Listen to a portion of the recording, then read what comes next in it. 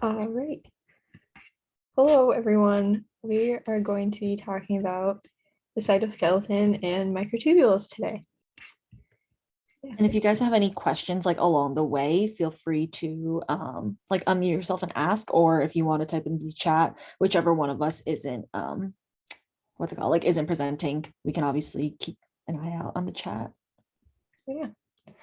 So there's different types of cytoskeleton that we talked about, with the main one being microtubules, but there's two other ones that are also pretty important. So you have the actin filaments, which they're used in things like muscle contraction, movement of the cell, which is cell motility, cytokinesis, vesicle organelle movement, and the maintenance of cell shape. And the polymers, the actin filaments are polymers, and they're made up of the monomers, which are just called the actin subunit. And they serve as a tract for a lot of families of the motor proteins called myosins. And we also will talk about other motor proteins. And then there's the intermediate filaments, which really have no role in like any movement or anything. They're just purely structural, and they bear tension and maintain the cell shape, and they can anchor organelles like the nucleus around the cell. And then we have microtubules.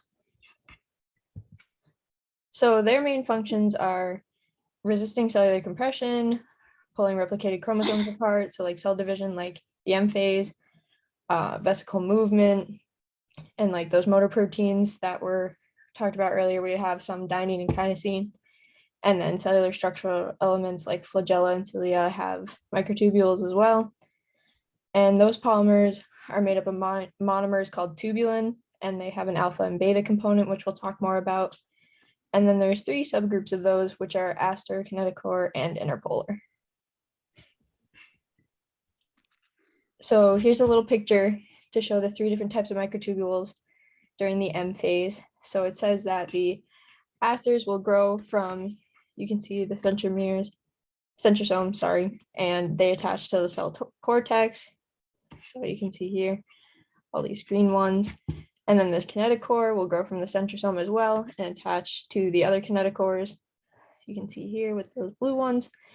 And then the interpolar will grow from the centrosome as well and overlap all the spindle fibers, which you can see here.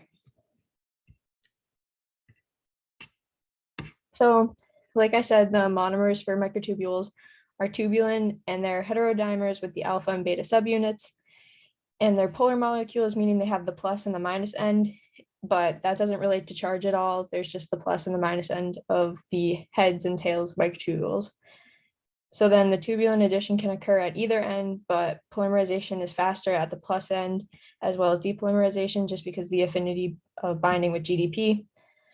So both of the alpha and beta subunits combine with the GDP, which is how the tubulin is added, but only the beta subunit can hydrolyze GDP to GDP, which makes tubulin a GTPase. So then the microtubules are hollow tubes with 13 protofilaments around the circumference of the tube, and the inside is called the lumen. So like in this picture down here, you can see how there's one protofilament, and then there's the 13 that make the actual tube with the lumen on the inside, and then there's like a little photo to show the beta and the alpha subunits of the tubulin heterodimer.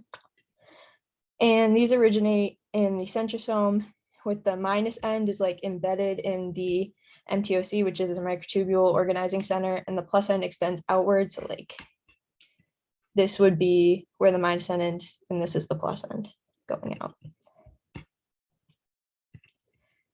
So then with that, you have something called dynamic instability, which is governed by GDP hydrolysis of the beta subunit and plus end, and the addition of the plus end. So the minus end of the microtubule is ignored here just because of the fact that it's still just embedded in the MTOC, while everything happens at the plus end when it's like going out. So as you can see here, there's pretty much two main scenarios. Either when GDP hydrolysis is greater than the tubulin addition, depolymerization will occur and there'll be no GDP cap. So you can see here, there's that cap. And if it's shrinking, the cap is never really made and it'll depolymerize. But if you have GDP hydrolysis is less than the tubulin addition, polymerization does not occur and the GTP cap will be added. So you can see it's called like rescuing or a catastrophic event for the shrinkage and the growth. So then a little more about where that minus end is. It's in the microtubule organizing center, and they're needed in the cell because sometimes if like the tubulin is too low of a concentration, it's not going to really start up and be able to start making those microtubules, which is de novo from nothing. So they're needed to be able to start having the tubulin be made and all of that grow, like you can see here with that. So an example of that could be a centrosome or the basal bodies for like cilia and flagella. And then microtubule nucleation occurs in 2 steps from the centrosome, which is with the gamma tusk, the gamma tubulin small complex assembly, and the gamma turk, which is the gamma tubulin ring complex. And the minus end of the microtubule is embedded in the gamma tubulin ring. So then this is done in vitro, and some pros about that are going to be there's a more controlled environment for testing, so you're able to have a lot of MTOCs and like more tubulin and everything and pure tubulin to be able to see what's kind of happening in a more controlled environment. But because it's more controlled, you're not really sure if that's going to happen in the cell actually.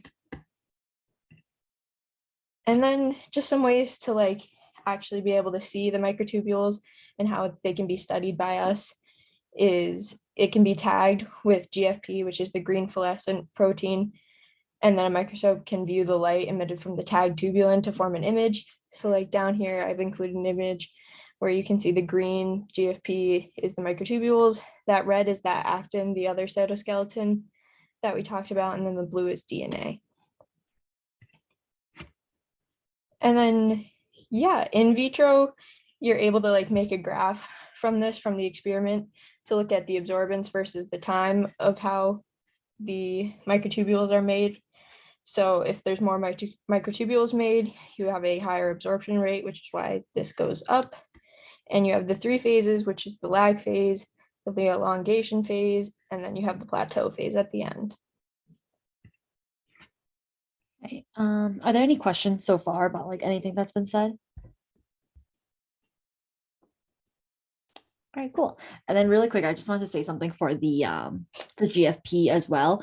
That was obviously one of the ways that you can look at microtubules, but GFP is also really common in general for using to see anything amongst any of the cells like within our body.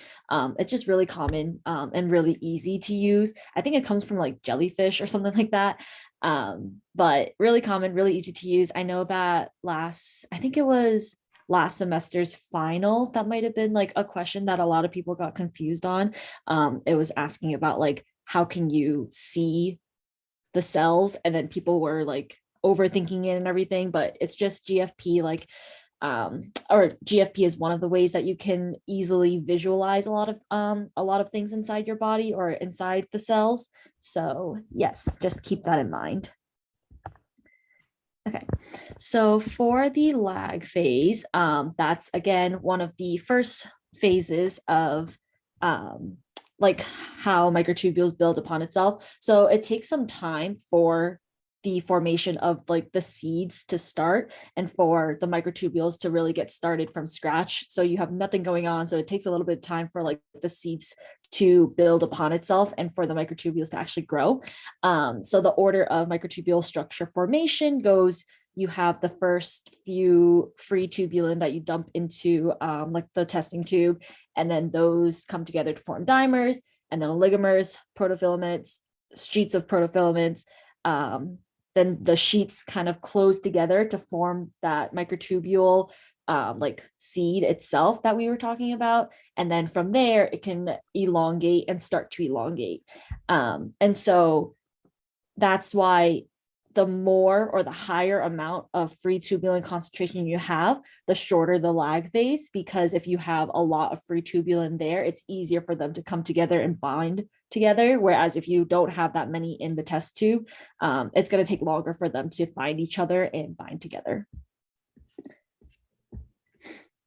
So then next up would be the elongation phase. So that's when the microtubule is, as the word says, elongating and becoming longer. And so from that seed, you get a rapid addition of tubulin binding, because once that seed forms, there's a really high affinity with all the GTP end to what's it called, for the other tubulin that are free to add on to that GTP end. So it's primarily again on the plus end. So like Ashley was saying before, the minus end is like in the seeds in the centromere, and then extending outward is the plus end. So tubulin addition can occur on both ends. That's one thing to keep in mind.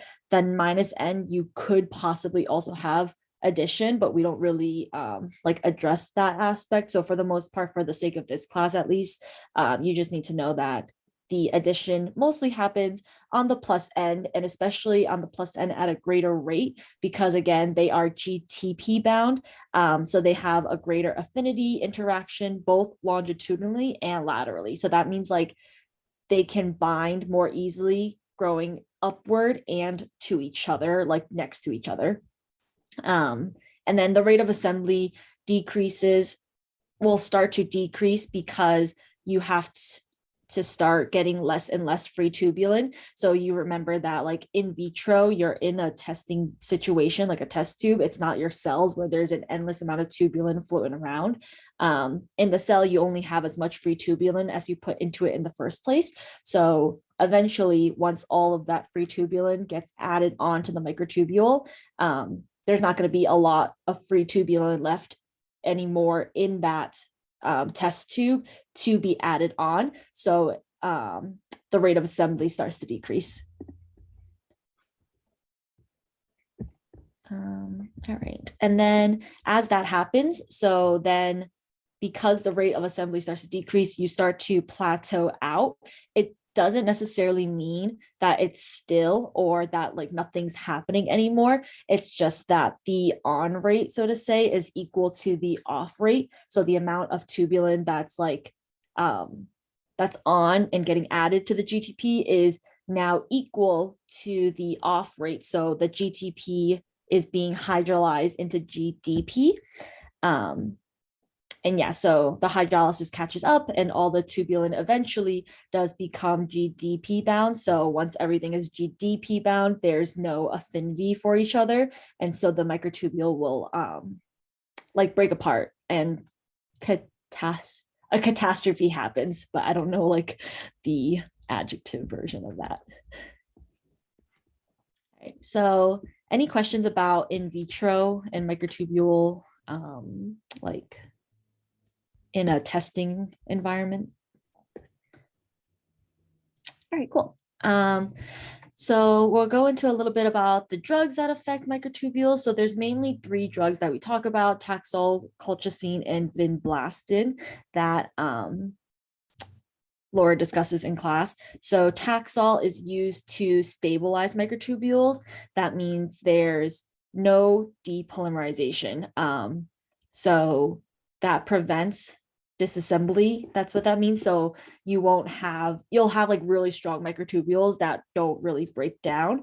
And so this is often used for chemotherapy, because if you're not depolymerizing, then you don't have proper spindle formation, because we'll talk about this, I think, when we go through like cell cycle.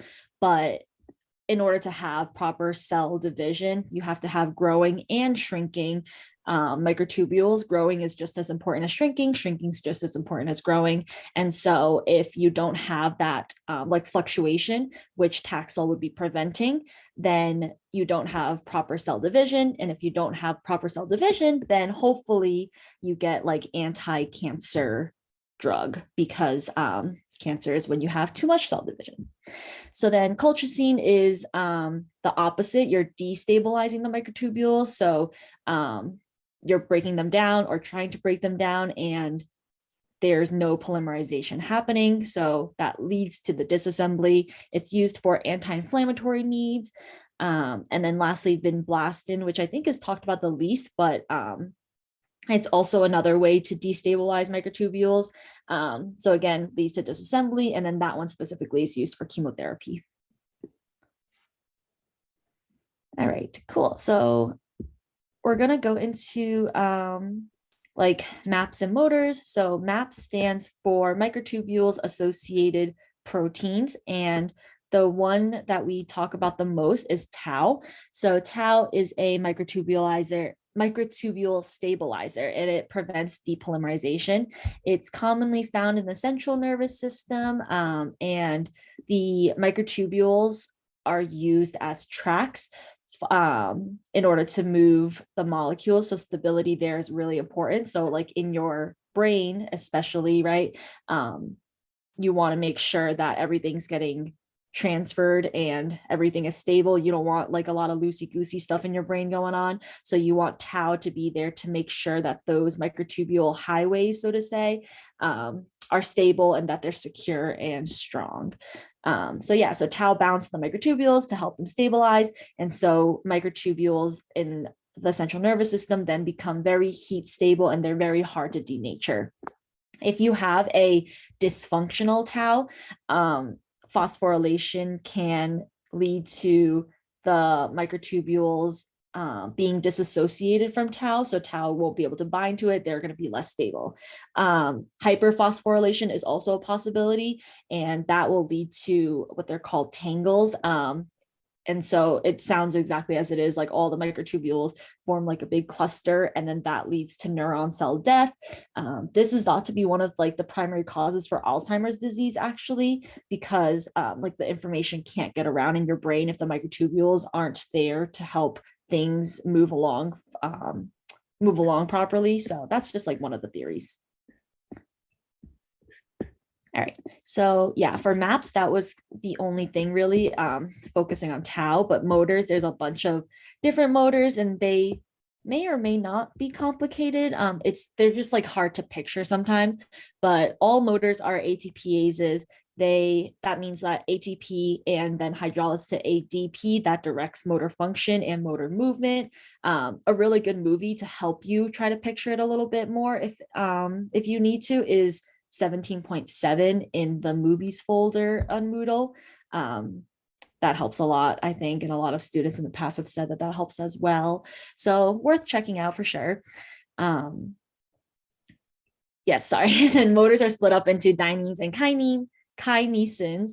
These are the two main types of motors in eukaryotes. Again, they move along the microtubules, so they use the microtubule as like a highway road, and then you could think of dynein and kinesin as like cars, and they transport cargo around the cell using these microtubule tracks.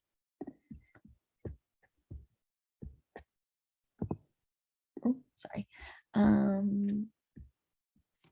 Here, I can kind of make that to just show a little photo of what way they're going and stuff. Yeah, that's definitely helpful too, because sometimes it's like hard to picture in your mind. But yeah, so dyneins and kinesins. Wow, I'm so sorry. Dyneins are multifunctional minus N directed motors. Kinesins have several families. So kinesin, you have like a bunch of like kinesin numbers, whereas dyneins aren't as specific. Yes. Okay, so then going into the different kinesin families, kinesin 1, it was the first kinesin discovered. So again, like another example of biologists not being very creative, but it gets the job done. So it's a general cargo transport in the cell.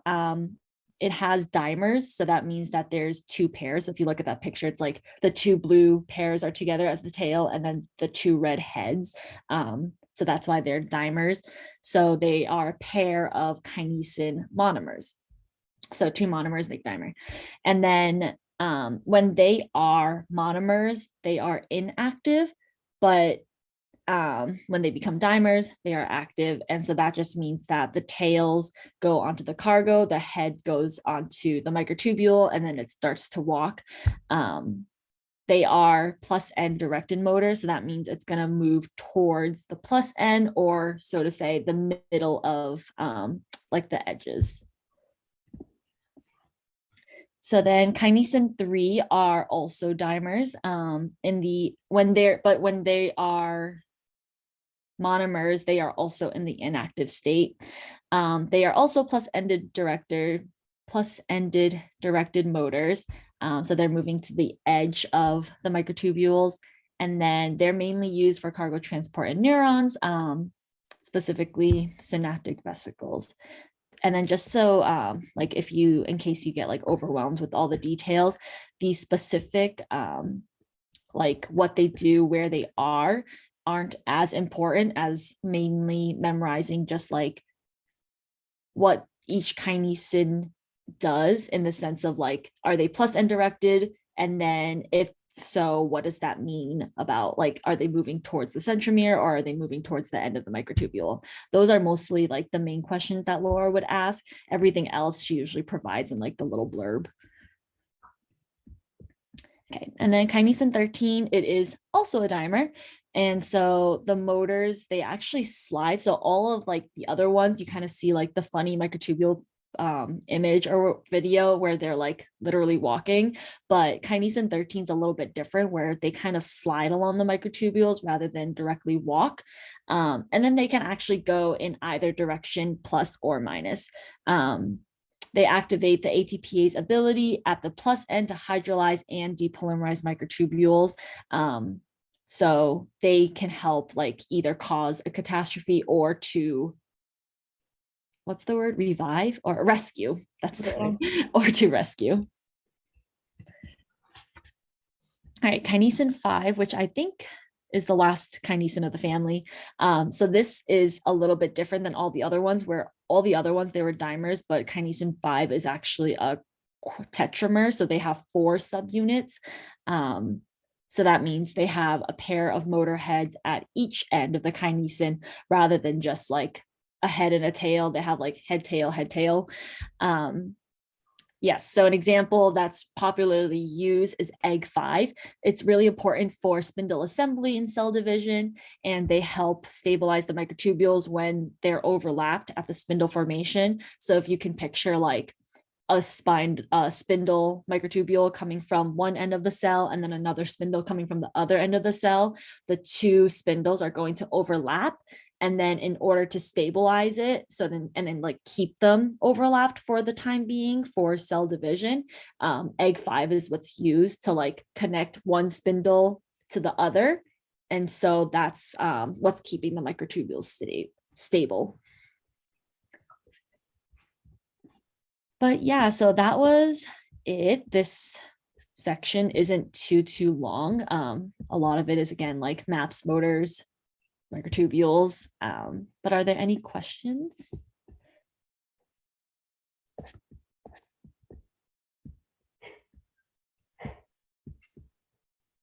No, I'll stop the